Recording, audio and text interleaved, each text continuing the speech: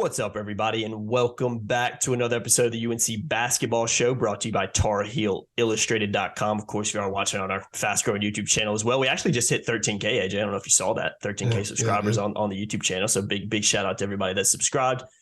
I'm THI staff writer Jacob Turner. Joining me, as he always does, our very own publisher, Andrew Jones. And AJ, we're here to talk, obviously, a little Carolina basketball. Tar Heels finally coming off a loss to Miami, 15th ranked Miami. On Monday night, big loss for the Tar Heels. We're going to hit on that a little bit more, obviously, and not going to dive into that game specifically, but kind of the issues surrounding the team right now, the struggles that the team are having, because I think the Clemson and the Miami games were, I think we learned a lot from those last two games. I'll just put it that way. And towards the end, we'll also look ahead to the game against number 23rd ranked NC State and Raleigh this Sunday, and we'll also talk about the Notre Dame game, next Wednesday as well, a little bit later towards the end. So, AJ, you were obviously at the Miami game, and I tweeted it out. But if you shoot as poorly as Carolina did from three and from free throw line, you're not going to beat a team like Miami, who's just a good basketball team. And I'll start with this. Is where I want to start. We talked about in our three things post game following the Clemson game. We probably said it 50 times. Great game, great win, great vibes in the locker room after, but it doesn't really matter if it's not carried over. Carolina's in crunch time right now. They got to keep winning games, and they didn't do it against Miami. It wasn't carried over to the Miami game. So a lot of reasons why, which we'll dive into in this podcast, but to me, it felt like one step forward against Clemson and two steps back with the loss to Miami. Would you kind of agree with that in a way? Yeah, I think that's probably fair. I don't want to overanalyze the psychosis of what took place, but I think the Miami loss may have been two steps backwards, but also kind of a derailment. It felt like, since I guess we're in the period of derailments in this country right now, railroad derailments, which are awful. Yes, unbelievable. Yeah, the loss to Miami to me was more than just the losing a basketball game. We got three players afterward, Armando, Caleb, and RJ, and they didn't have any answers. Mm-hmm. Saturday, they're beaming about what they did to get to that point. They're beaming about the players-only meetings and talking about how emotional they were and the vulnerability because you wanted to open up. You and I did the show last week, and I said they need to be like on Jaws when they opened up the shark and let everything pour out, right? And they did that, believe it or not. Like they had the Festivus airing of grievances. Mm-hmm. They did that, and they got to such a good place. And maybe the best place they had been collectively as a group, as guys and as a basketball team all year. And then Hubert doubles down on it with the weighted vest. It's like, man, these guys pulled out all the stops and they got them a 20-point win over Clemson. And then 48 hours later, it didn't carry over. Now, Miami's a much better team than Clemson. Clemson's not going to make the tournament, probably. I just have a sense they're just going to lose enough. They're not going to get in. And the resume is not that great. Miami is a really good team. You can argue that that's the best team in the ACC. You can also absolutely envision. I've seen a lot of Final Four teams up close in my life, Jacob, and they look like a club that could get to Houston. There's no doubt about it. They're really, really good. Yeah, really good guard play. Tough matchup for Carolina. But that doesn't mean that Carolina has to play poorly against them.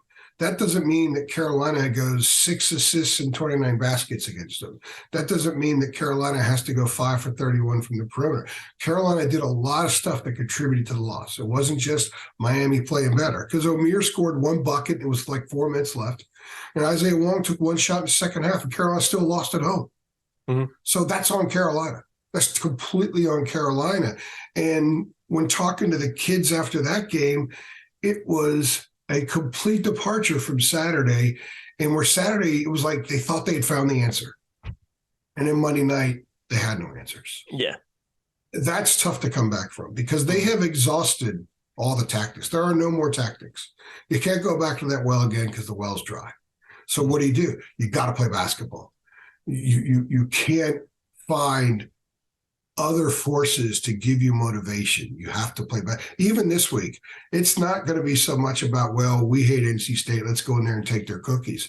They've got to play basketball. It's good basketball. Because if they don't play good basketball, they're going to get run out of the freaking building against those guys because they're good. I know they lost to Syracuse last night, And I thought they did some really good things. They thought Morcell was terrible from the field, from the perimeter. If he has an average game, they beat Syracuse. Mm-hmm. That's a good team. And they're going to be ready and waiting for the Tar Heels to come in and pay back a little bit of what Roy did to them for 18 years. So this club has to find a way to play basketball. And I think that's one of the problems, because sometimes it looks like they're not. They're overthinking. They're trying to be in the right place. And I do believe a lot of it's with the set plays that are called and when they're called sometimes and what's called. And so many of the bad shots that we see, the dribble, bad shot, isn't always because the player on the court is quote unquote selfish.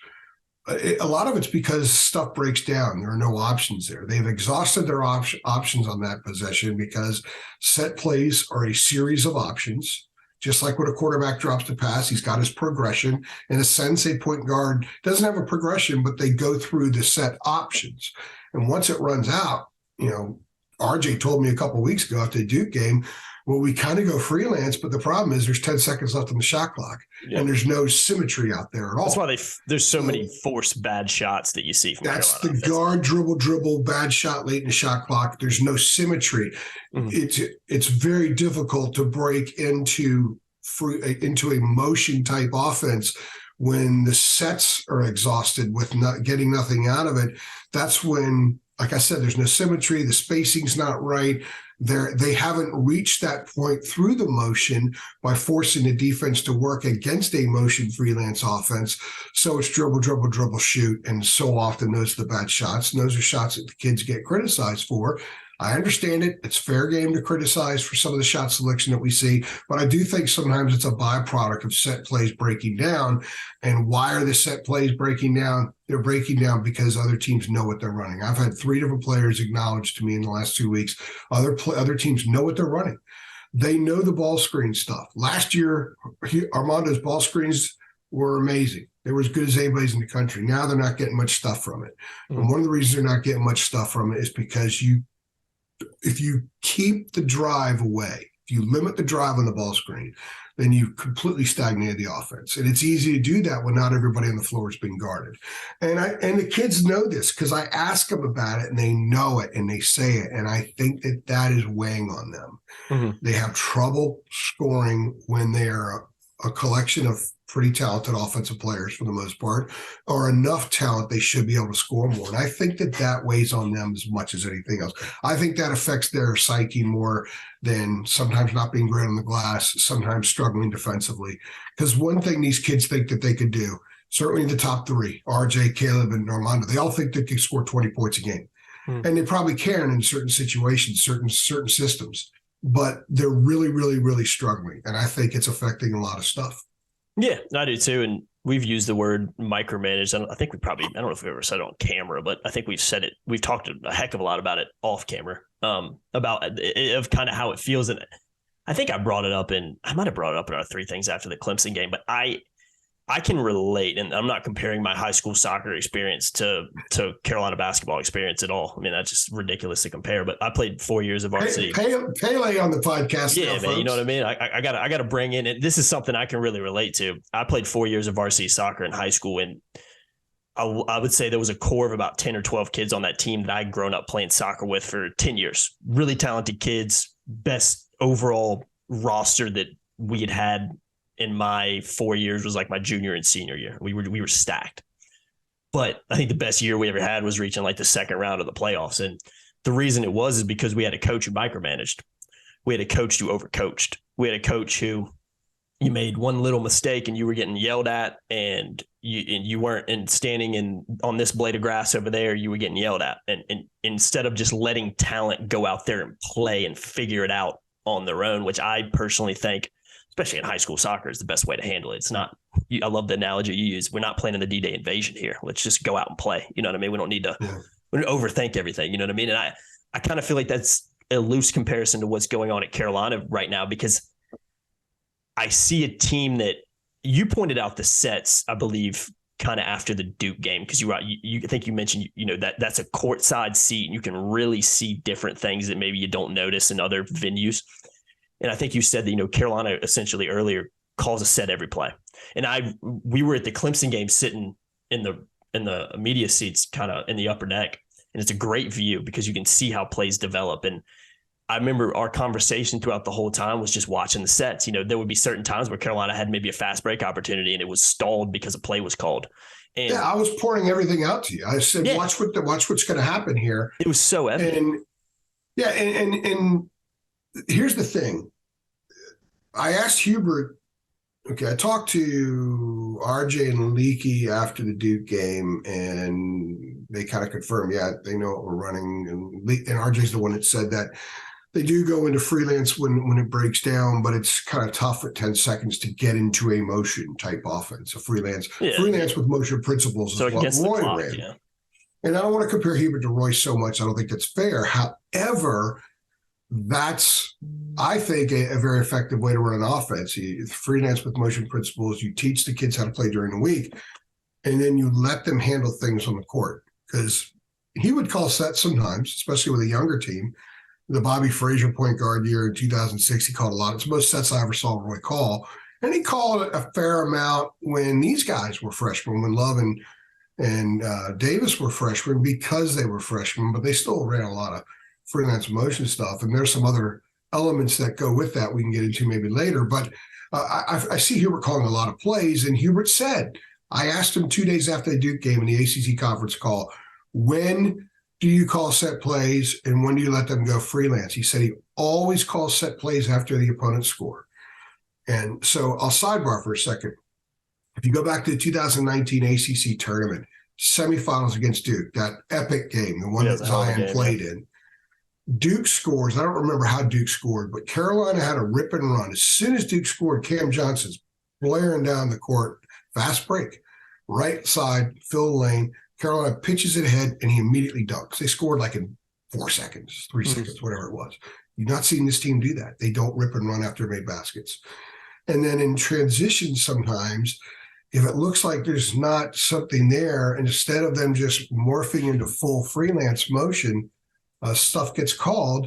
And I'm not saying this to be critical of Hubert. I just think that Hubert's learning how to be a head coach. And a big part of being a head coach, maybe one of the hardest parts of being a head coach, is trusting the guys, because suddenly you're the head coach. You're the guy holding the wand. And you've got to sometimes you put the wand down, you don't have to wave it. You just let stuff happen. And I think that's one of the hardest things for all coaches to learn how to do. And Hubert's in that position, and he's doing it with an older group that might be better suited to go freelance more often. And what happens is they run the set. I mean, I've seen multiple times just in the last few weeks, and I pointed out to you the other day when we were watching the game. So I told you to look for it, and it's great that you covered the game with me and you sat next to me the week I could point these things out. They're in sort of a semi-transition, and a big that maybe Armando gets down the court and he's on the block, and he's got position. He's beating the defender on the floor. Instead of whipping it in there to him, a set's called. So he leaves the block, comes out to set a ball screen, and by the time he returns the block, there's 2 defenders. Yeah. And it's not there. And then teams don't really have to guard the perimeter, because this isn't news. There are people that take screenshots and put them on social media. There's nobody within 20 feet of Pete, 15 feet of Leaky. They have no wing drivers, and they have no guys that can make an opponent pay for stacking the lane, focusing so much on the dribble drive of the guards and doubling Armando. They can't make a pay with the perimeter shot. This is why I think freelance motion would make a lot of sense, because even if Leaky and Pete are still if they're still struggling, Leaky's done a little better shooting the ball this year, and he's a little bit more scoring minded. He's actually played pretty well, but he's still not highly respected by opponents on a consistent basis. But if they're moving, and they're rolling baseline, and they're cutting, and they're moving, and they're moving, and they're moving, opposing teams have to be more aware of them. It's going to make it more difficult to jam the lane and cut off the drives. It's going to make it more difficult to double down on Armando, and even Miami at times tripled Armando. Mm-hmm. And what happened, Armando only had 3 rebounds in that game. People are like, what's wrong with Armando? Well, he didn't get any offensive rebounds because he had 38 people around him. Yeah.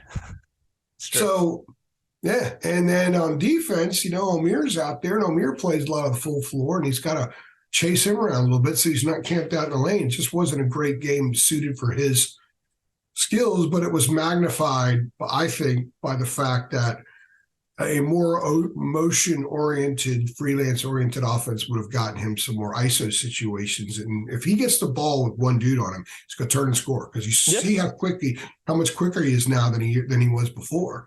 So he gets, especially he's been dealing with so many doubles lately, Jacob, it'll be heaven for him to get an entry pass and only have one dude that he can feel one dude on his back. And that's when he's most effective too. I mean, he just is. He gets someone on his hip, he's going to score. Yeah, or he makes it look easy, man. He makes it look easy. 100%. So this isn't a heavy criticism of Hubert. He's still learning, and people need to show him grace. He's still learning. You know, you're used to seeing Dean for 36 years, and you're used to seeing Roy with a little snafu in the middle there, and even Guthridge still with the 2 Final Fours in 3 years. So you need to show Hubert some grace, because the family tree doesn't have Roy out there waiting to come back. Mm-hmm. So they're going to stick with Hubert. I know people, Hubert's not the right coach. Show him grace. He's learning on the job, and he's learning on this platform with this kind of a roster that he was okay with saying championship or bust, which I think is something we should get into as well, because I think a lot of the weight these kids feel is weight that they put on themselves, and that it was a narrative that started coming out in the summer when we talked to them in July, and they continued into October. And perhaps, hindsight's always 20/20 vision, but perhaps that should have been curtailed for reasons that I probably don't even need to explain. Yeah, no doubt, AJ. And I think the last thing I'll kind of say on that is, I think Carolina fans are so accustomed to being able to kind of notice an identity with the basketball team. If I asked you, for instance, if I asked you, what was the identity of Roy Williams' team? It was the motion offense, obviously, but it was bang the ball down low and get out in the break and go. That was Carolina basketball. And everybody knew what Carolina was going to do. You just couldn't stop it because they were so effective at it, and because they were so much more talented most of the time than most other teams. Roy used to say that, you play a non-conference game against Wofford, and, Roy would always say, we're more blessed with talent than they are. And it wasn't a disrespectful thing. It was just a fact. I think Let me interject too. When you're done, let me interject. No, go ahead. When you're done, just remember it, because I know you're going to do the ad read, so just let me interject when you're done. One thing I want to say about that is, I think for me this year in particular with this team, I can't really point out an identity. And I think it's important in any sport, for any good team, there's an identity that the team has. And my identity, when I think of this team, I think a lot of fans will agree, is I think of if they play through Armando and can play through Armando, they're very effective for the most part.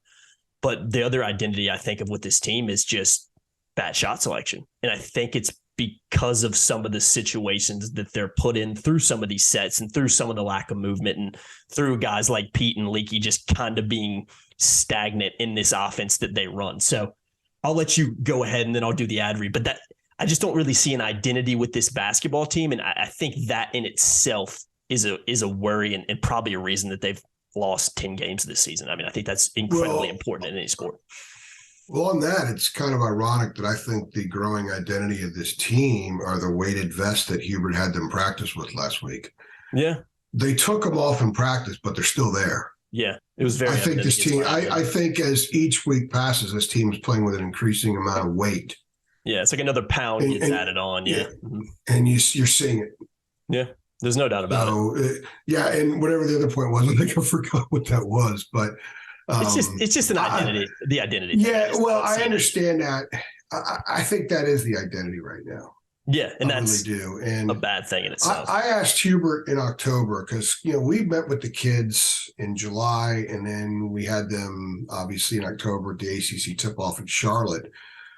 They all said championship or bust. I mean, Leaky says, there's a banner that should be up there right now, and we messed up, because remember, this group led by 15 at the half of the national title game. They're a 6-0 run at the midpoint of the second half from winning a national title, maybe a 4-0 spurt from winning a national title. Now here they are in this. Yeah, it's like since halftime of the national title game, they've been a swirling pool of discombobulation, I guess. So I asked Hubert in October at the ACC tip-off. It was a little breakout area, so I'm standing right next to him, and I said, the guys are all saying championship or bust. Are you okay with that? And he said, yes. He said, but I don't see it that way. But if they see it that way, fine. Mm-hmm. And I think that that's part of the weight. I think that's become an albatross now that they've lost games. I think being number one, be the fastest team to fall from number one to out of the poll has stayed with them. Now I saw where there was a national writer who said North Carolina could be the worst preseason number one team ever. Well, the reality is every preseason number one team, if you go back to when the field expanded to 64 for the 1984-85 season, every one of them has made the tournament. Mm-hmm. Every one of them. Mm-hmm. Right now, Carolina would not make the tournament. They're 0-9 in quad one games. Yeah. I mean, the one quad one they were holding on to was Ohio State. They're next to last in the Big Ten. Yeah, they're a mess. Michigan lost again. Michigan lost again last night. Yeah. So their quad one opportunities left, and I'm going to say something here that Carolina people are not going to like, but they got at State, that's quad one. Virginia Home's quad one. Those will stay quad one. But you need Duke to win some games. You need Duke to come to Chapel Hill, and not just as a quad one game team that day, but after Carolina beats them, if they do, Duke has to remain a quad one. So they got to get up well into the low 20s, or high 20s rather. Yeah, I guess high 20s would be 2020. Well, they were 32 before beating Notre Dame, and they probably dropped a little bit there because the NET's stupid. Is an idiotic form, but that's the form. So you have to look at it. Mm-hmm. But if Duke can win until they play Carolina, and Duke's up there at 19 or 20 in the NET, and Carolina beats them, the Devils will stay as a quad one. So they have 3 quad one opportunities there, and then maybe they could pick some up in the ACC tournament. That's important because right now they don't get in. If they got in at 0-9 in quad one games, there would be a national revolt. Yeah, and there should be. So. Yeah, right. Because this team hasn't proven that they're anything more than what we've seen. Whatever, you and I don't have frustration because we see it strictly journalistically. But a lot of people that are watching this and listening to this are highly frustrated, and I get it. So the frustration you think and the criticisms you have during games, that's what the nation sees. Mm-hmm. And they see it without the emotion. So that's what they see. They watch this team play. They say, that's not an NCAA tournament team. They've looked like it at times, and they don't look like it at times. Mm-hmm. And the resume in the end says they're not. So they have to fix that. And that's why you need to root for Duke to win games, as tough as it might be, because in the end, do you care more about Duke losing, or do you care about Carolina winning? Yeah. Carolina fans love to make fun of State fans saying they care more about Carolina losing than State winning. Well, right now is an opportunity for Carolina fans to prove that that's not how they view Duke, because you need Duke to win, period. Mm-hmm. Yeah, you do. So, you made some great I know points. You wanted to do the ad read. I know you wanted to do the ad read. So no, you're good, man. You made some good points in there, and I completely agree with that. They're in a very tough situation, and to me, I'm leaning towards, because of what I've seen this year, and really the last 3 years in some ways, 4 years in some ways. I just think I'm leaning more towards last year was probably just a fluke. I don't they played know really good basketball. They did play some really good. I just don't. So know I don't think it's a fluke. But doing that over a prolonged period of time is what I'm trying to say. Because they just have. I'm a little bit more apt to hop on the "it's a fluke" bandwagon with anything in sports, because I kind of get that when a team plays well above what they've done. But one term in sports I despise and never use is overachieve. It's not overachieving if you did it. Yeah, because you did it. It's just achieving. Yeah. It's not overachieving. You achieve. You literally achieve that thing. Maybe you learn that the ceiling gets pushed up higher and higher as you go along. Just because somebody in the media had a ceiling here and the team plays here doesn't mean they overachieved. Maybe it means we just screwed up with where we said their ceiling was. Mm-hmm. Now, this team's ceiling is very, very high. So I think you can underachieve. Mm-hmm. But I don't think you can. I don't think overachieving is a term I subscribe to. Fluke, somewhat, but I was there for all those games. I was courtside. They were a damn good basketball team. They defended. They shared the ball. They ran a lot of the set plays, but they had components that made it easier for those plays to work. And you know what? They defended better. Mm-hmm. That's one of the areas. They defended better than they have consistently this year. the way they defended St. Peter's guards was the best defense that Caleb and RJ together have played at North Carolina. And that's what you had to do to beat them, right? The way that they took out Jaime Jaquez from UCLA in the second half, especially in that game, that was phenomenal defense. They made that run because they defended. To me, being great defensively is not flukish. It's just that you play to your ability and you have that next gear. I asked RJ after the Duke game, or no, it was after Wake Forest. I said, are you surprised that you guys haven't been able to get to that next gear? And he didn't really say surprised, but I could tell by the body language and the way he was kind of looking at me right when I asked the question that, yeah, it probably is, but you don't want to say I'm surprised we haven't done it because there's still time to do it. Yeah, and I get that. That's an athlete's mindset. But they haven't hit that next gear. Last year, they hit that gear. Yeah. So that gear was who they were. They just hit it for a month, and that was it. Yeah, they didn't hit it any time before that gear. Yeah. Right now, they're showing no signs of hitting that gear. They did it against Clemson, but I think Clemson's kind of stock is dropping. Mm-hmm. And Miami's the kind of team that they should have been better against, and they should have taken advantage of Amir scoring one bucket and Wong getting one shot in the second half. To me, that's the concern. That's why I think offense right now might be a bigger issue for this team than defense, and they're not great defensively. No, they're really not, and I completely agree. By fluke, I mean I just don't. Yeah, they haven't been able to sustain it for. They did. It was out of character.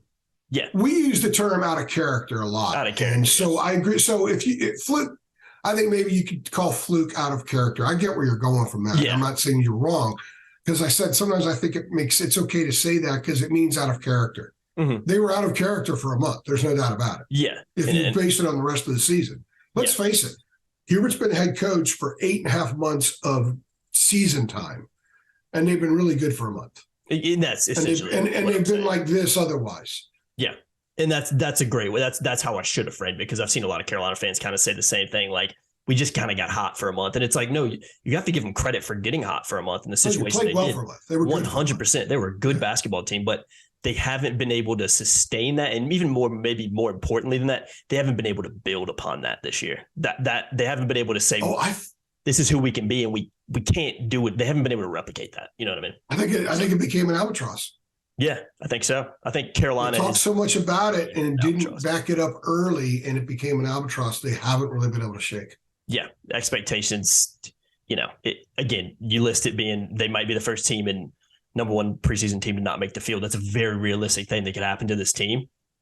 That, to me, is showing that last year was out of character. That's not really who they are, because if they were that team, they wouldn't find themselves in this situation. Not this situation. Or maybe this year's out of character, but they've got the weight of all that stuff. Yeah. Preventing them from getting into character. And we talked about that in preseason, AJ. We did. We talked about, this team's got a lot of talent, but there was no expectation on them last year. There's an expectation on this team. And so far, at least, I think it's safe to say that they haven't been able to handle that expectation because of where they're at right now. Yeah, and if I can very quickly, one more, it's a criticism of Hubert, and it's not anything people don't talk about on a regular basis. He's gone back to not playing the bench. We thought that maybe he had figured it out when Pete was gone. The bench was playing. They were producing. The 4 games that Pete missed, and include the Wake game because he played the first minute plus, those 4 games, someone off the bench scored double figures each game. And 3 times a bench player scored a career high. 1 time they scored a season high. They come back, and there was a period the next 5 games the bench played 142 minutes. Mm-hmm. And then the other night, the bench played 26 minutes. They were 1 from 9 from the field. So they weren't producing the night. But I think the guys that come off the bench are feeling the weight of it now more than they were earlier, because they have kind of taken shape with who they are now. Yeah. And I think one of the mistakes that Hubert's made is not playing guys off the bench, if nothing else, just to get a different feel out there, a different vibe, a different motor, putting somebody in that can help them in certain situations. For the life of me, I don't understand why Jalen Washington doesn't play more. I understand maybe why Styles doesn't. People complain about him all the time, but I don't subscribe to that nearly as much as I would to people questioning why Jalen doesn't play, simply because we saw what he could do at UVA, and we saw what he could do at Louisville. Mm-hmm. And that was, and the UVA especially, because Louisville's terrible this year, but the UVA on the road, the way they handle bigs, like they struggled dealing with Jalen. And I don't think he's played as many minutes since the Louisville game as he played in the UVA game combined. No. And he has that 15-foot jumper. You have to guard him. Opponents he may struggle on defense some, but I see a lot of guys struggling on defense. But I think if you could score, that offsets sometimes some struggles on defense. And this team has trouble scoring sometimes. And our runs, they allow the 12-3 runs. And what are runs? Runs are not getting stops, right? But runs are also not getting buckets. Mm-hmm. If it's 12-10, it's not a run. Mm-hmm. If it's 12-3, it's a run. So mm-hmm. you got to score too. So I do think that the bench should be used more. There are a lot of people saying that we could talk about Nance after you do the ad read if you want, but let's go ahead and do that. We'll hit on that here in a minute, but I do think the bench needs to play more, and he has to figure something out with Pete Nance. And I did ask him about Nance a few weeks ago, and we'll hit on that, I guess, after you do the ad read. I have forced you to delay the ad read for like 15 minutes now. Oh, it's all good, man. There's so much to talk about it. It's completely fine. So the Rogue Shop can fire their arrows. Yeah, they can have their time to shine here because they're a fantastic company that you guys know. You know, we love them. Been sponsoring us for a long time. It's the Rogue Shop. Check them out, rogueshop.com. Specializing in top shelf family grown hemp products, CBD, Delta 8, Delta 9, whatever form you want to consume it. Tinctures, oils, gummies, creams, flowers. I mean, they've got it all. Use the promo code Tar Heels 10 to save on your next order. Really high quality stuff, from the packaging to just the quality of the products that you're getting in itself. It works. It's legit. It's presented great. It's just an all around great product. When I say top shelf family grown hemp products, it's just top shelf all the way around. Like I said, so I can't speak enough about that. Make sure you check them out. Rogueshop.com. Use that promo code Tar Heels 10 again to save on your next order. Link is in the description below. Go ahead and again, big shout out to the Rogue Shop for continuing to be a longtime sponsor of the podcast and of the UNC Basketball Show, and long may that continue. AJ, let's hit on Pete Nance real quick. And I'll add this about the bench too. I just want to say this real quick about the bench. I think not trusting your bench is one thing, and I'm not at practice every day, so can't speak on that. But to me, having guys that can come in and that you're going to give equal opportunity, especially early in the year, to come in, breeds competition as well. And I think a team that has competition for playing time is a better team because you're constantly trying to outshine the other guy in practice. And I don't think Carolina really has that. Now, maybe it's down to personnel. Maybe they really aren't producing in practice. Who knows? I don't necessarily think that's the case. I've never necessarily thought that was the case. But again, I'm not there every day, so it's something I can't really confidently speak on. But that's my biggest thing. I think if you have a bench that is trusted and that gets equal opportunities, at least early in the year, to prove themselves, that just makes the whole team dynamic better. And I don't think Carolina really has that. Caleb Love knows I can go in there and shoot 2 for 20 no matter what, and I'm not coming out of the game. And I think that's fine with him, but I think it also can be a little bit of a detriment to the team. All right, AJ, let's talk. I want to talk a little bit about Pete Nance. I know you mentioned it earlier, and I want to talk about it. Obviously, production is in some ways been virtually non-existent over the past few games, and a guy that I know he's been kind of battling some back issues throughout the year. I actually asked him after the Clemson game if his back was really a problem. He very clearly said it wasn't. I mean, I was a little bit surprised by that, because to me, if you're coming off the bench, coming to the bench and going to halftime wearing a brace and trying to keep it loose, to me, there's some kind of problem that still has to be there. But he's insistent that it's not really bothering him anymore. So we'll take his word to that. But what do you make of Nance? Because I think last year, Carolina, a lot of fans and I think a lot of people had just said, well, we're just going to go get a Brady Manick 2.0. And I think Brady Manick was great for last year's team because of his ability to stretch the floor and his ability to bail you out. I mean, he was a guy that could launch a 3 in 0.2 seconds, and half the time he'd hit it. I mean, he was a bailout guy too. So I think he really fit what that team needed last year. And even personality wise, I think he was a little bit more of a leader, a little bit more of a, for lack of a better word, FU guy. In some ways than Pete is. And Pete's, one of the nicest guys to interview you'll ever talk to, but different personality traits as well. So Pete seems like a guy who, for whatever reason, maybe just hasn't been able to fit in on this team. I don't think all the blame goes to him on this. And there's other reasons that maybe he hasn't been able to kind of fit in like some Carolina fans want him to. But for me, AJ, if you're recruiting Pete Nance as a 3-point stretch the floor guy, then your scouting report was bad. That was not the kind of guy Pete Nance is. He's more comfortable down low. So if that's who they thought he was going to get, then I put that on them. But what do you make of that situation? Because he's also a guy that's getting a lot of criticism from fans right now as well. Well, you're right about Brady being a screw you guy. We were talking about that in the press room the other day. He's the epitome of a screw you guy. He clearly had that. And Pete doesn't have the screw you approach to the game. I don't think that's in his personality so much. I don't think Carolina was going after Brady Manic 2.0. Hubert very clearly said one of the things they wanted and needed was that play late and then get twice in the last minute or minute plus of the national title game. When Armando was out because of the ankle, David McCormick got the ball turned and scored, and Brady was ineffective at defending that situation. They wanted to get someone who can help them on the court, play a lot of minutes, but also defend in that situation. And Pete can do that. He's certainly more effective than Brady. Pete would be a better guy to defend McCormick in that moment than Brady was. So that's what they were looking for. They weren't necessarily looking for Brady 2.0. That's one of the reasons why they ended up with Pete and not Matthew Mayer, who went to Illinois, although there were some other extenuating circumstances there with his recruitment that I won't get into here. I don't think that would steer us in a different direction. But Pete didn't have the same extenuating circumstances with what he was looking for from a school. And I think it's fair if you go back and look at his film, which I did. I watched a lot of his games at Northwestern last summer. He was a 5.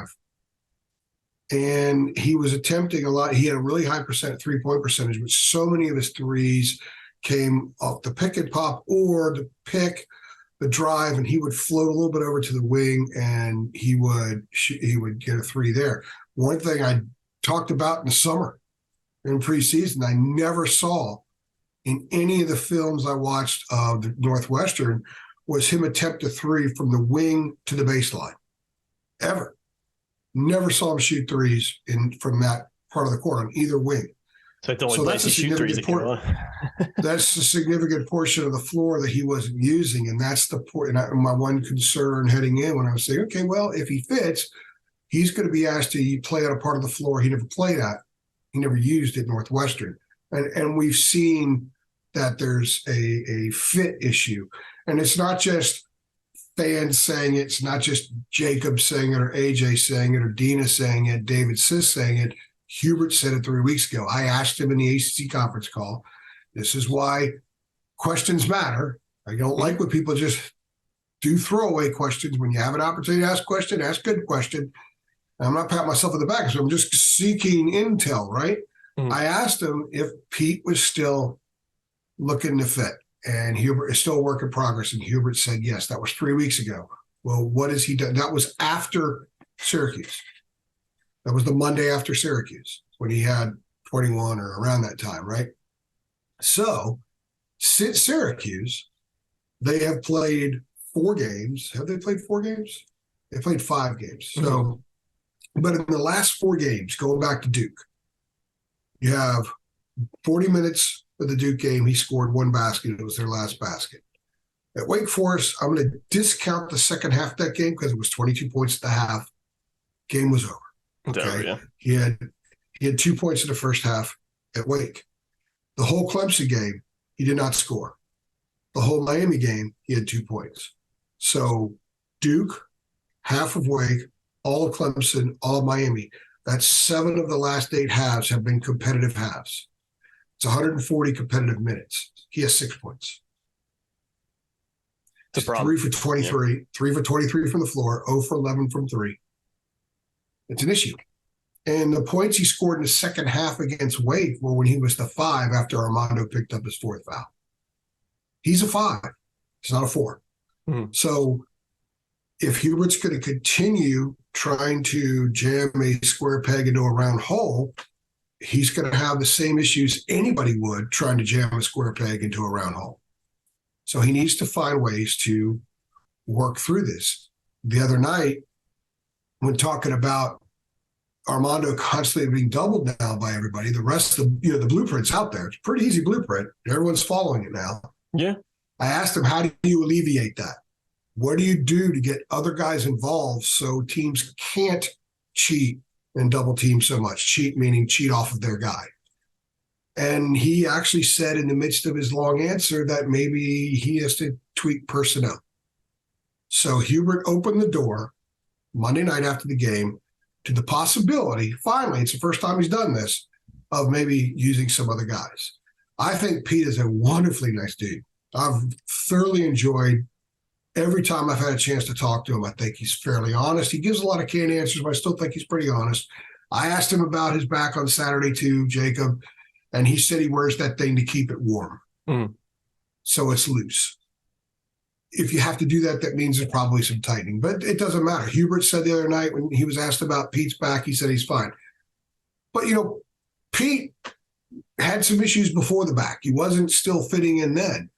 And I think one of the most alarming statistics regarding Pete, and this is during a period where Hubert has tried to emphasize him being more aggressive, in 8 of the last 10 games, excluding the game he got injured, the weight game he got injured, he has not attempted a free throw in 8 of the last 10 games. Yeah, that's just not. That he's played. He hasn't attempted a free throw. That's not what you want. No. I mean, Brady wasn't going the line a ton, but he was shooting threes. Pete's game is more toward the lane. Yeah. And he's not getting to the free throw line. His drives, when he tries to make moves to the basket, it doesn't require a double, and teams don't really have to foul. They just have to stay in front of them. They have to basic man principles, right? So when he's not drawing a lot of stuff, Armando draws a lot of fouls because of the way he plays, and he has to be stopped. You have to be far more aggressive to stop him. So this isn't criticism of Pete. It's just observations of his game and how it fits or doesn't fit with what Carolina's trying to do. So given all that and what Hubert said the other night, as I said in the podcast with Dean after the game, if there's ever a time to change things and to shake things up, it is right now.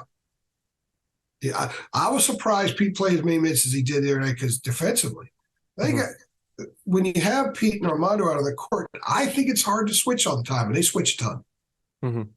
They get caught in some bad switches, and that happened with Miami. It's happened in a lot of games. Maybe if you go a little bit smaller, a little bit quicker, it's a little easier to switch because maybe only one guy can get caught in a bad situation instead of two. So that's kind of my take on that. Hubert did open that door, but he is not one to make sweeping changes. We've seen that. He's very reluctant to sway off in a different direction from what he has made up in his mind he's going to do. Yeah.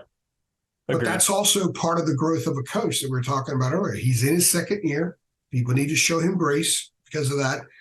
And maybe this is a moment of personal growth where he says, okay, I recognize that we're 16-10. We're 8-7 in a mediocre league. We've lost 2 out of 3 at home. We've lost 4 out of 5. We're 0-9 in quad win games, although he doesn't know what the hell quad is, and that's fine. But they're not in the NCAA tournament right now. Nope. So because they're not a very good team. They're 11-10 in their last 21 games. Yeah. So, I mean, if now doesn't require a literal tweak, pivot, and alter, which he talks about all the time, then it'll never occur. So now's the time to do that, and it probably begins with readjusting Pete's role. Yeah, and let me just add this, AJ, before we look ahead real quick and wrap this one up. There's been a shift in narrative because of how Puff played against Clemson, and Puff to me is a new shiny toy because of his injury issues. He's not really been available consistently over the last few years, so every time something's not working, it's just like, oh, Puff's good, let's throw him in and he'll do something. I just want to say that I think it's extremely lazy from a fan's point of view to just be like, Puff needs to be starting over Nance. Puff Johnson can't stay healthy. And AJ, the best ability is availability.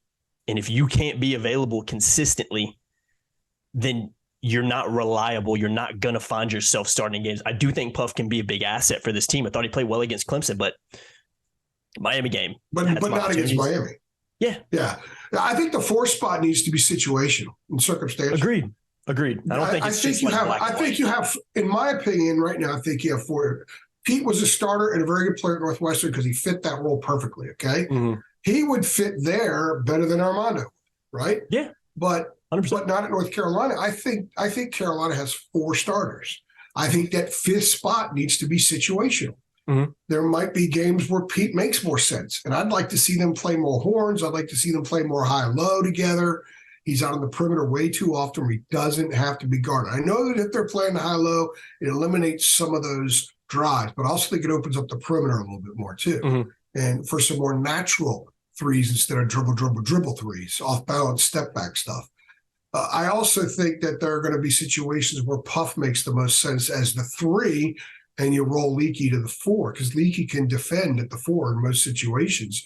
And I also think there are a lot of times where it might be Jalen Washington. I would love to see Jalen and Armando play together. Me too, man. You have to guard the 15-footer with Jalen Washington, and he can hit perimeter shots. Mm-hmm. I mean, he hit David Sisk, our basketball recruiting guy, and if you don't know who he is, shame on you. You got to go to TarHeelIllustrated.com. Just $8.33 a month, and you will have access to everything David does. We don't do a lot of podcasts with him, and David watched Jalen play in high school, said he could hit from the perimeter. He's got a nice looking shot. I go down there on the floor before every game, and I watch the team, and I watch individual players, and I try to get a feel for him. Jalen's got a nice stroke from the perimeter. I think with time, he's a guy that will be able to step out and do a lot of stuff. He has to be defended wherever he is, and he's quick, and he can play off. I think he can play off of Armando, but we haven't really seen him have a chance to do that very much. A little bit in the Louisville game. His most minutes were UVA after Armando went down with the injury.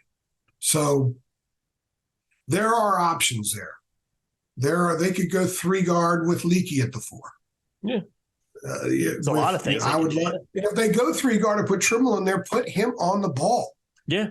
He's not going to be guarded as a 2 because he's struggling. He's not a threat. He's not a very good shooter yet. No. So put him on. If he has the ball, he must be guarded. Mm-hmm. So then you also have to guard RJ and Caleb if they're also on the floor. But if RJ's on the ball and Seth's on the floor, Seth's not going to be guarded. Mm-hmm. So teams could pull in and cheat and take away the penetration a little bit more. They could drop someone down on Armando a little bit easier.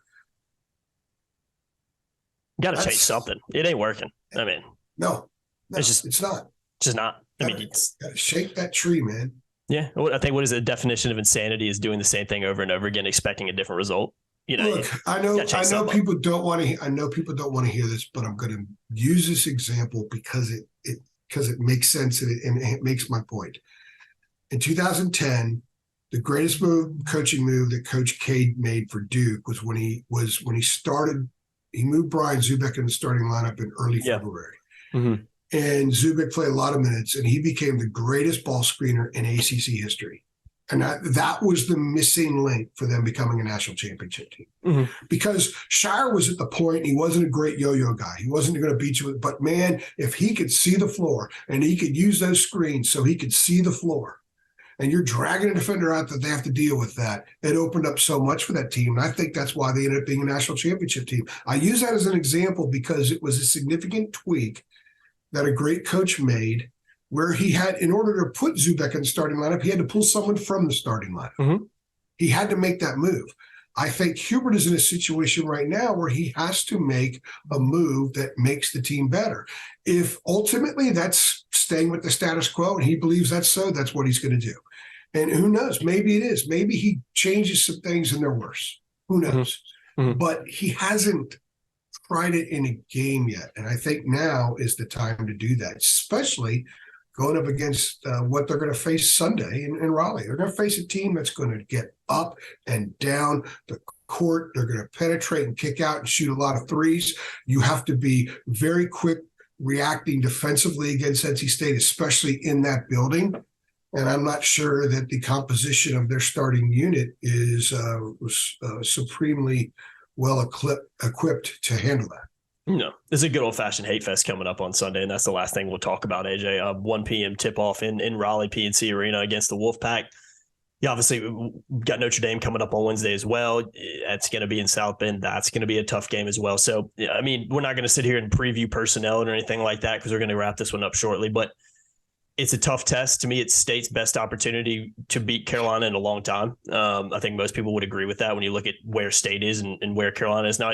Would it surprise me if Carolina went in there and beat State? No. I've been in PNC Arena a handful of times, and it seems like every time I've been there, Carolina's kind of blown NC State out. And I think this is the better team that State's had. But and again, I think on the contrary, this is kind of the worst spot that Carolina's been in a while as well. So must-win games coming up. I think that kind of goes without saying. I think every game is a must-win game in a lot of ways for Carolina. They can't really afford to lose anymore when you've already got 10 losses and only 16 wins and no quad one wins. So Carolina's in a tough place right now, AJ. And I feel like I've said it every podcast. It doesn't really get any easier. I mean, it really doesn't. I mean, going up to Raleigh in that environment against that team, it's going to be a really tough one. And the way Carolina's playing right now, it's hard to expect them to go in there and win because of what they're going to be going into. So what are your thoughts on the game? And just, again, I keep saying it, Carolina's just got to find ways to win. I mean, you'd love to see them progress and play better and do this better and do that better. But at this point, man, they just need to get a W in the win column, and they need to keep doing that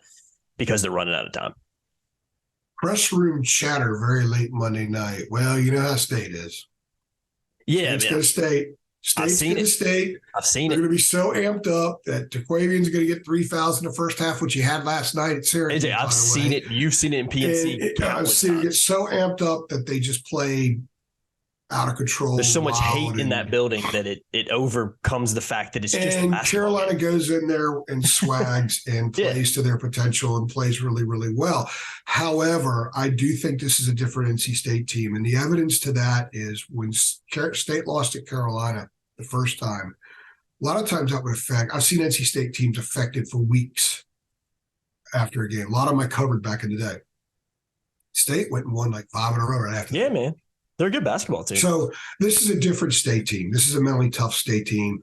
They've got some good maturity, got a nice mix of maturity. They're very athletic. They figured out, I mean, DJ Burns, they thought they were getting something decent in him. He turned out to be a lot more. He's a load. Nobody has a guy like that.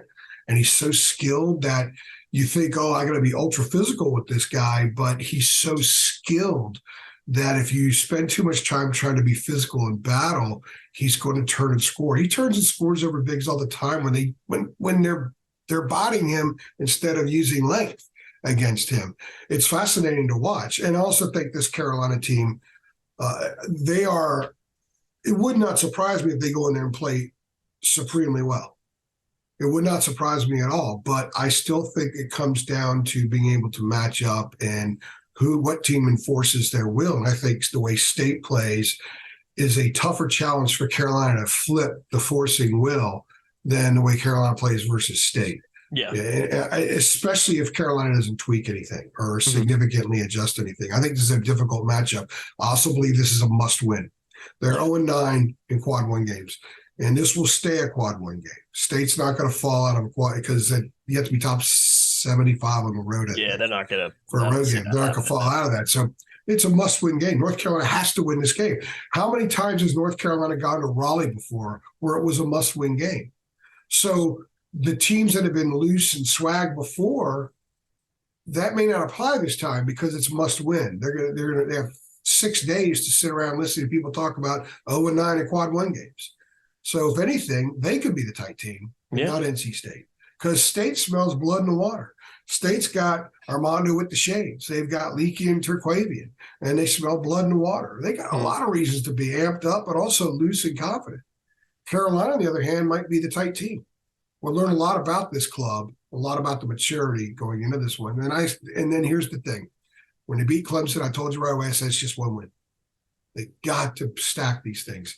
If they win in Raleigh, I think Notre Dame is an enormous challenge because where are their minds in South Bend? Yeah. It's going to be 25 outside and windy. It's going to be 4,000 people in the building because the fans have pretty much bailed on that team now. And Carolina's going to look at their records. They're not very good, and we already beat them. That's one of those types of games that catches this program every once in a while, and certainly this group every once in a while. So that's going to be an enormous challenge. Every game they play from here on out is a must-win game, in my opinion. Mm-hmm. They have to win, and win. Mm-hmm. Yeah, they don't have a choice, man. They're running out of time, and they're running out of time big time. I mean, they just have to keep winning. Like I said, it'd be great to see them improve in certain areas and show signs of doing this better and that, and that'd be great. But at the end of the day, they just need to win. It doesn't really matter how they do it. They just got to do it. From a journalistic standpoint, I would love to see changes because I want to write about something different. Yes. And I think at this point in the season, they've given us a lot to write about this year. But at this point moving forward, they're either going to change dramatically or they're not. Yeah. And they're only going to change dramatically if the guy at the top makes changes. Yeah. So we'll see what he does. Yeah, if it ain't broke, don't fix it. I think Carolina's safe to say it's a little bit broken right now. Something needs to change. So you have to fix it. Yeah. Exactly. Yeah, you got to find something. We'll see, AJ. Like I always kind of wrap these podcasts up. We'll see what happens on Sunday, man, because, we're going to let you know what happens. The team, like you always say, we don't sit here and come up with things to talk about, right? They determine what we talk about, what we write about. So we'll have a lot more to discuss on Sunday, and me and AJ will both be in the building for that one. So it'll be a fun one. Be looking out for the 3 things afterward as well. But AJ, we'll go ahead and wrap this one up. A little bit longer version of the UNC basketball show. But hey, man, there's so much stuff to talk about. We probably could have sat on here another hour. So how long did we go? We had a few pauses in there for different reasons, but I don't know, probably 45 minutes, 50 minutes, maybe something like that, which I guess is pretty normal, but we'll see. You never know. Sometimes I get to editing. I'm like, oh, this is an hour-long podcast. We'll figure that out a little bit later, but who knows, man. So I rambled. Again, man, no, you really didn't. I think we could probably sit on here for another hour and talk about another 50 things that could be talked about. But, we'll leave it here. I've been Jacob Turner. He's been Andrew Jones. Another episode of the UNC Basketball Show. Appreciate y'all watching. Make sure you like, share, subscribe, hit that notification bell as well. Make sure you check out rogueshop.com. Use that promo code TARHEELS10 to save. Links in the description below. Thanks for watching, guys, and we'll see you on the next one. Thanks.